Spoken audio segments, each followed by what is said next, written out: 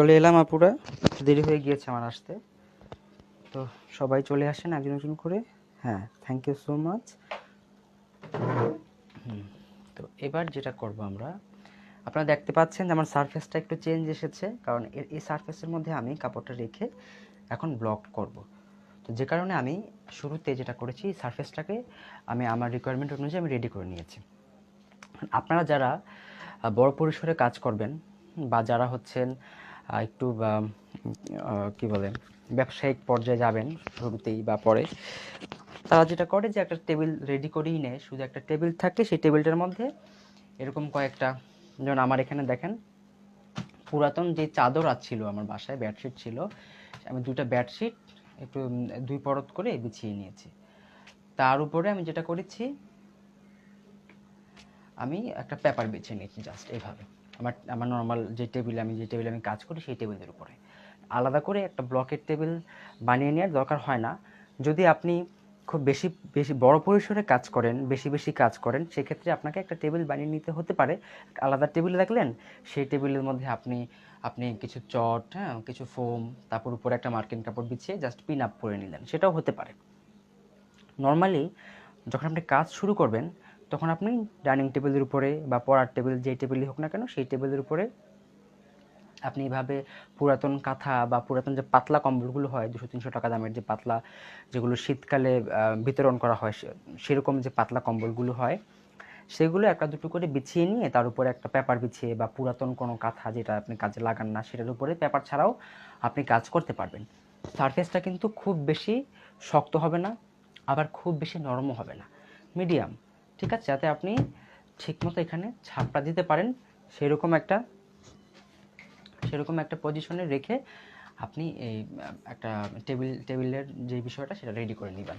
এটা আসলে খুব বেশি কঠিন কিছু না, খুবই সহজ একটা কনসেপ্ট। জাস্ট একটা দুটো আপনি যেটা করবেন, যে এরকম পুরাতন যে আপনার বাসায় যে কাঁথা আছে বা পুরাতন যে বিছানার চাদর যেটা আপনি ইউজ করেন না, নষ্ট হয়ে গিয়েছে, ছিঁড়ে গিয়েছে, সেগুলো এইভাবে কাজে লাগিয়ে ফেলবেন। মানে আমি যেটা করেছি, যে পুরাতন চাদরগুলো এভাবে দুইটা বিছিয়ে নিয়ে তার উপরে পেপার বিছিয়ে নিয়েছি। অথবা আপনি চাইলে পেপারটা না বিছিয়েও সরাসরি এটার উপরে কাপড়টা রেখে আপনি ব্লকগুলো করে ফেলতে পারেন। তো আমি এবার কেমিক্যাল মিক্সিংয়ে চলে যাই। আজকে আমি যেটা করব, যে এই যে এখানে দেখতে পাচ্ছেন একটা হালকা একটা বাঙ্গি কালার একটা কাপড় দেখতে পাচ্ছেন আপনারা আমার এখানে, সে বাঙ্গি কালার কাপড়টার মধ্যে আজকে আমি ব্লক করব।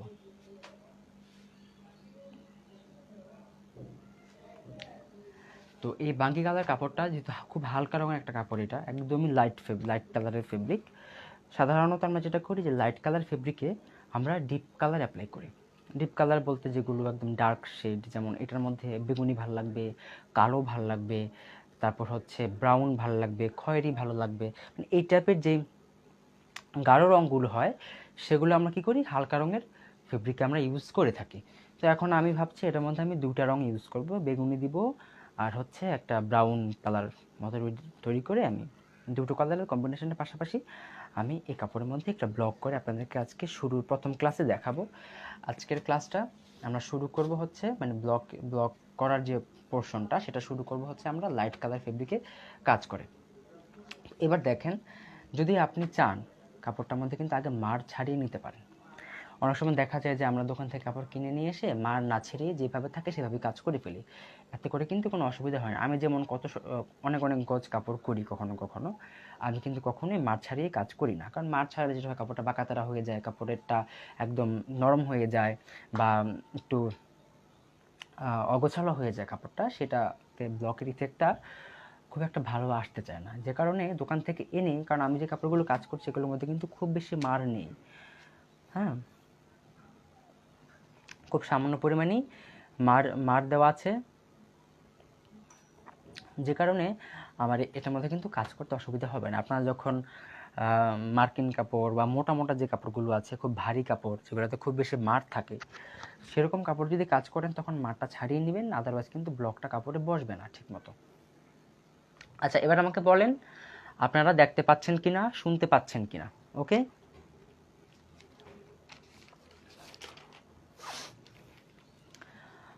আমাকে একটু কমেন্ট করে জানান আপুরা, যে ঠিকমতো দেখা যাচ্ছে কিনা এবং শোনা যাচ্ছে কিনা। ওকে,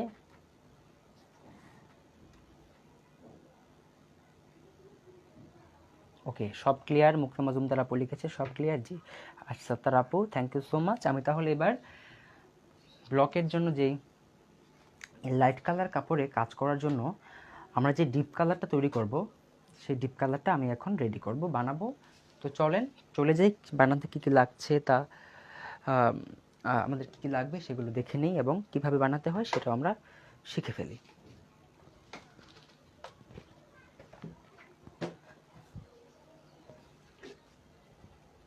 জিনিসপত্রগুলো নিয়ে আসছি আমি এখান থেকে।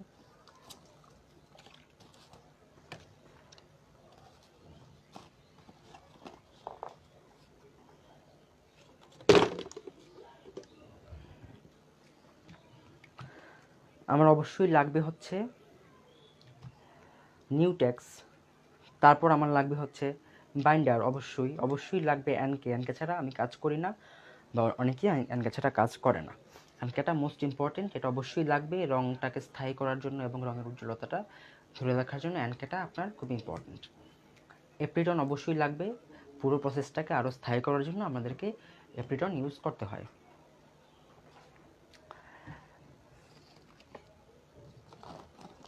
এরপর আমাদের কিছু রং লাগবে, সেই রঙগুলো অ্যাক্রাইলিক কালার, এগুলো তো আমাদের লাগবেই। এগুলো থাক সাইডে, যখন যেটা লাগবে সেই রিকোয়ারমেন্ট অনুযায়ী আমরা নিয়ে নেব। ওকে, আপুরা ঠিকমতো দেখতে পেলেই আমার জন্য ভালো।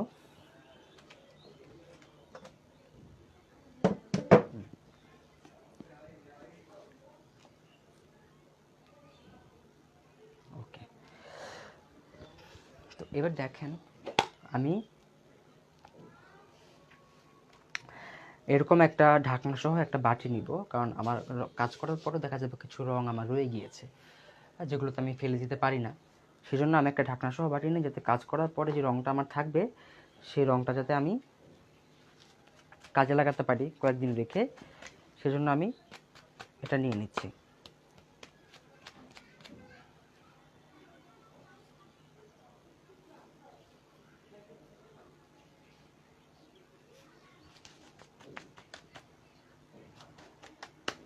আর অবশ্যই মাথায় রাখতে হবে যে কাজ করার অন্তত 10-15 মিনিট আগে যে ডাইসে আপনি কাজ করবেন সেই ডাইসটা পানিতে ভিজিয়ে রাখতে।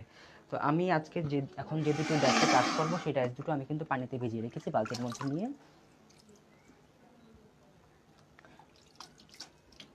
এই দুটো ডাইস আমি পানির মধ্যে ভিজিয়ে রাখছি, আমি একটু পরে ধুয়ে নিব, মুছে নেব। এগুলো শুকনা সুতি কাপড় দিয়ে মুছে নেব, যে এক্সট্রা যে পানিটা লেগে থাকবে এটার মধ্যে সেই পানিটা আমি মুছে ধুয়ে মুছে নেব আর কি।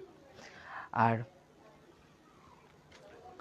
অবশ্যই আমাদের যে যে চটে নিয়ে আমরা কাজ, রঙটা যে চটে ঢেলে আমরা কাজ করব সেই চটটাও কিন্তু আমাদেরকে ভিজিয়ে নিতে হবে, নাহলে কী হবে চটটা অতিরিক্ত রং শুষে নেবে এবং দ্রুত শুকিয়ে যাবে রঙটা সারফেসে দেওয়ার পরে।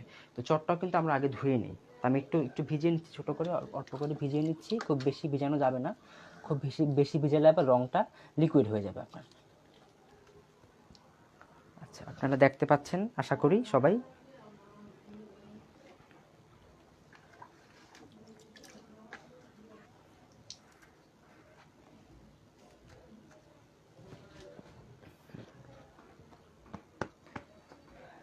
তো এবার আমরা সরাসরি রং বানানোতে চলে যাব।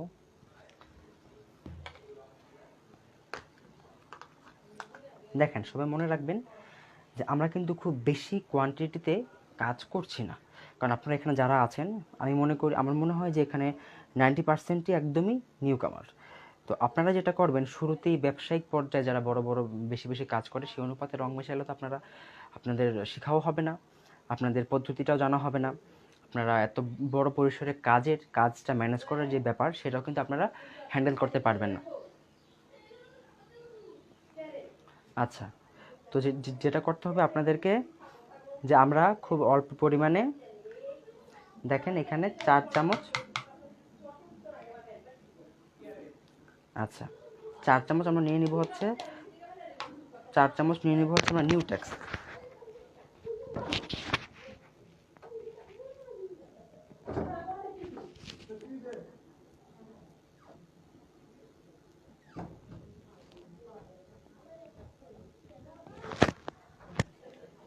4 চামচ নিব আমরা নিউটেক্স, দেখেন 2 চামচ 3 চামচ নিলাম, এবার নিব হচ্ছে আমরা 4 চামচ। নিউটেক্সটা আমাদের লাগবে হচ্ছে 4 চামচ, কারণ এটা আমাদের বেস, এটার উপর ভিত্তি করে কিন্তু আমরা আমাদের কাজটাকে করব। সুতরাং আমাদের 4 চামচ আমাদের নিউটেক্স নিয়ে নিতে হবে। ইম্পর্টেন্ট, দেখেন আমি কিন্তু চামচ হিসাব করে শেখাচ্ছি।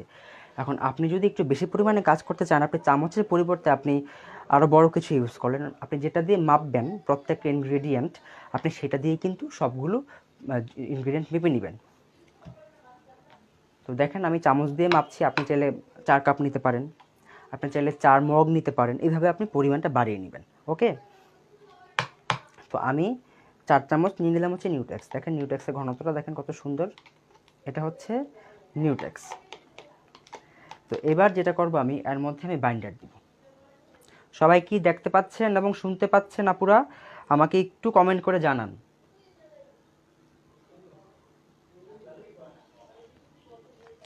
আচ্ছা,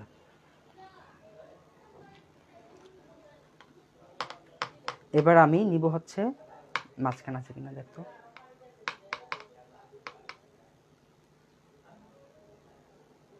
হ্যাঁ 1 চামচ। ওকে ঠিক আছে, তারপর হচ্ছে 2 চামচ, হ্যাঁ এই হচ্ছে 3 চামচ।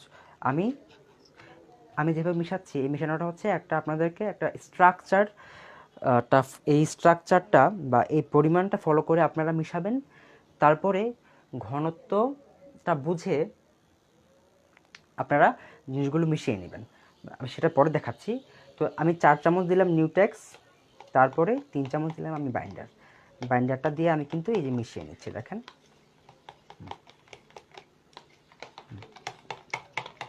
দেখেন আমি আমি মিশিয়ে নিচ্ছি। ওকে, এবার আমি দিব হচ্ছে এনকে।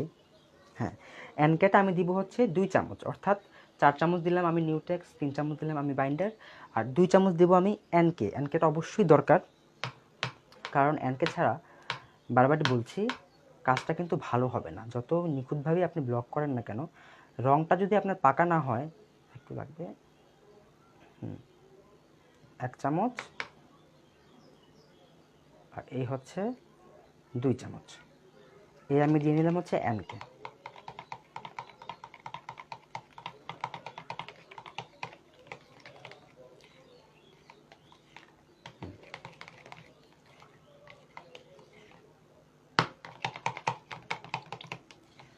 তো আমি মিশিয়ে নিলাম। এর অনুপাত আমি বলছি, আপনি লিখে রাখবেন। হান্সি জাহান আপু বলছি আমি কিভাবে কোনটা কত চামচ নিয়ে আপনি দিবেন, আমি কিন্তু বলছি আপনাকে মনোযোগ দিয়ে শুনতে হবে এবং লিখে রাখতে হবে, খুব ইম্পর্ট্যান্ট এটা। আচ্ছা,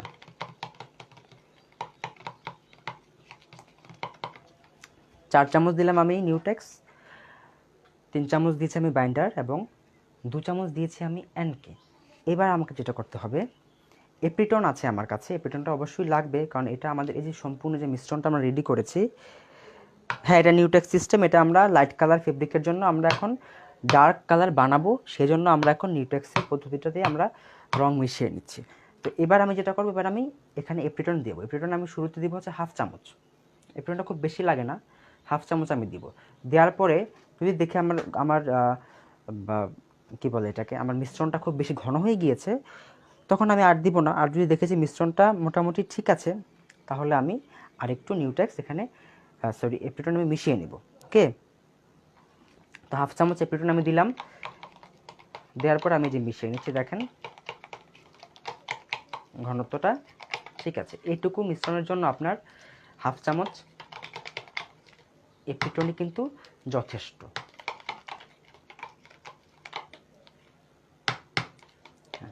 এই হলো আমাদের পারফেক্ট ঘনত্ব। আপনি চাইলে এখানে আরেকটু বাইন্ডার ইউজ করে ঘনত্বটা কমিয়ে নিতে পারেন, তাহলে যদি আপনি চান, আপনি আরেকটু লিকুইড করতে চান, আপনি চাইলে লিকুইড করে নিতে পারেন। তবে আমরা এখন লিকুইড করব না, যখন আমরা কাজে যাব তখন সেটা বুঝে আমরা, যদি মনে হয় যে একটু একটু পাতলা করতে হবে, আমরা একটু বাইন্ডার অথবা এনকে মিশিয়ে সামান্য করে পাতলা করে নেব, সেটা যখন কাজে যাব তখন। হ্যাঁ, একই কাপড়ে যখন আপনি কাজ করবেন, আপনি কিন্তু রঙটা একসাথে মিশিয়ে ফেলবেন। আলাদা কারণ বারবার করে যদি রং মিশান আপনি কিন্তু রঙের শেডটা সমান রাখতে পারবেন না। কখনো দেখা যায় শেডটা খুব বেশি পাতলা হয়ে খুব বেশি হালকা হয়ে গিয়েছে, কখনো শেডটা খুব বেশি গাঢ় হয়ে যাচ্ছে। শেডটাকে ঠিক রাখার জন্য আপনাকে একসাথেই কিন্তু সম্পূর্ণ রঙটা বানিয়ে নিতে হবে কাপড়ের জন্য। ওকে, অ্যানকের কার্যকারিতাটা রুমানা আক্তার আপু আমি বলেছি। অ্যানকেটা হচ্ছে রঙের উজ্জ্বলতাটাকে ধরে রাখে বা রঙের মধ্যে একটা শাইন নিয়ে আসে, আর অবশ্যই সে রঙটাকে পাকা করতে সহযোগিতা করে, কারণ এটা কিন্তু একটা ফিক্সচার। ওকে, গাঢ় করার জন্য তো এখানে তো অ্যানকের কোনো ভূমিকা নেই গাঢ় বা পাতলা করার জন্য। এটার মধ্যে কোনো পিগমেন্ট নেই যে সে রঙটাকে গাঢ় করবে, রঙটাকে হালকা করবে। কোনটার কার্যকারিতা কী সেটা কিন্তু আমি শুরুতে বলেছি, আপনাদের কিন্তু মনে রাখতে হবে। এখন যদি আপনি অন্য রকমের প্রশ্ন করেন তাহলে কিন্তু অন্যরা কনফিউজড হয়ে যাবে। ওকে, আচ্ছা, তো এবার দেখেন আমি কি করছি। এবার আমি এখানে রং মিশাবো। তো আমি এখন এখানে একটা ব্রাউন কালারের মতো একটা শেড ক্রিয়েট করব। তো আমি শুরুতে এখানে রেড দিয়ে দিব, তারপর ইয়েলো দিয়ে দিব, তারপর সামান্য করে একটু ব্ল্যাক কালার মিশিয়ে দিলে কিন্তু এখানে ব্রাউন কালার হয়ে যাবে। আসলে এগুলো তো পেন্টিংয়ের জিনিস, রং মিশানো, রঙের যে শেড এসব আপনারা গুগলে সার্চ করলে এগুলো পেয়ে যাবেন। ঠিক আছে, কোন রঙের সাথে কোন রং মিশালে কোন রং হয়। রং এখানে লাগবে হচ্ছে আপনার 1 থেকে 2 চামচ রং যথেষ্ট, মানে এটুকু মিক্সচারের জন্য। ওকে, খুব বেশি রং আমাদের দিতে হয় না, 1-2 চামচে কিন্তু পারফেক্ট একটা একটা একটা মানে পিগমেন্ট তৈরি হয়ে যায় এটুকুর জন্য। আচ্ছা, একটা শাড়ি করতে কতটুকু, এটা কিন্তু মেডিসিন না আশরাফুন নাহার আপু, এটা মেডিসিন না, এগুলো হচ্ছে কেমিক্যাল। ওকে, তো কেমিক্যাল কতটুকু লাগবে সেটা ডিপেন্ড করে আপনার শাড়ির ডিজাইনের উপরে, বলা যায় না। আপনি যদি কম কাজ করেন আপনার কম লাগবে, বেশি পরিমাণ যদি ঘন কাজ হয় আপনি বেশি রং কেমিক্যাল লাগবে। রং মিশানোর পরে 5 থেকে 7 দিনের মধ্যে কাজ করে ফেলতে হবে। ওকে, রং মিশিয়ে ফেলার পরে এটা কিন্তু রেখে দেওয়া যাবে না, দ্রুত কাজ করে ফেলতে হবে, দ্রুত সময়ের মধ্যে কাজটা করে ফেলতে হবে রংটা যখন মিশিয়ে ফেলবেন তখন।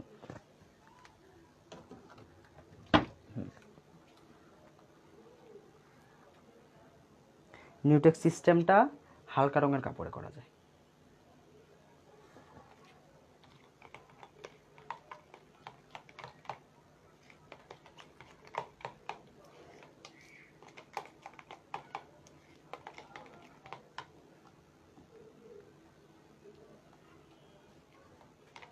আমার এখানে প্রায় 1.5 চামচের মতো রং দেওয়া হয়েছে। আমার এখানে আর রং লাগবে না, আমি সামান্য একটু কালো রং দিলে আমার একটা ব্রাউনিশ একটা শেড চলে আসবে এখানে। ইলেকট্রিসিটি চলে গিয়েছে আমার এখানে।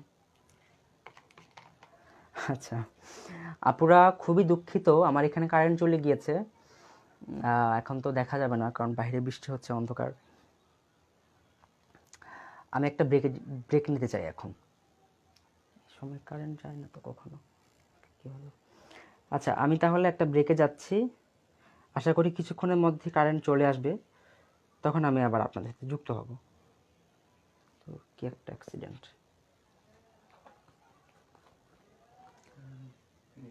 দাঁড়া আসতেছি আমি। আপনারা আজকে কিছুক্ষণ অপেক্ষা করেন, আশা করি আধা ঘন্টার মধ্যে কারেন্ট চলে আসবে। যখনই কারেন্ট আসবে, লাইটটা অফ হয়ে গেল কেন রে, তুই ফিনিশ করে দিছিস?